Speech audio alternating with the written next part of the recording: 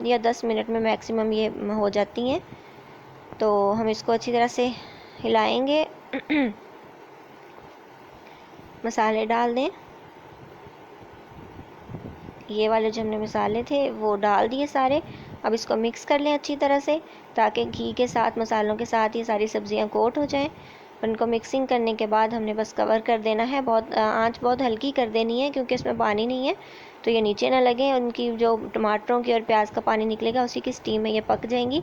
तो ये अच्छी तरह से मिक्सिंग हो गई। अब इसको हमने कवर कर देना है, थोड़ी देर तक चेक भी कर लें 5 मिनट के बाद। तो ये तकरीबन 8 या 10 मिनट लगे हैं और माशाल्लाह से हमारी भिंडी बिल्कुल रेडी हो चुकी है। ये देखें कितनी ज़बरदस्त लग रही है। हमने एक दफ़ा 5 मिनट के बाद इसको खोल के चेक भी किया था, तो उसके बाद दोबारा लीड लगाया तो माशाल्लाह 10 मिनट में हमारी भिंडी बिल्कुल तैयार होगी। अब इस पर धनिया डालें और इसको डिश आउट कर लें। तो ये चपाती के साथ बहुत ज़बरदस्त लगती है। ये मैंने डाल दिया है ½ टी स्पून गरम मसाला। तो ये बिल्कुल एंड पे हमने डालना है, उतारने से पहले।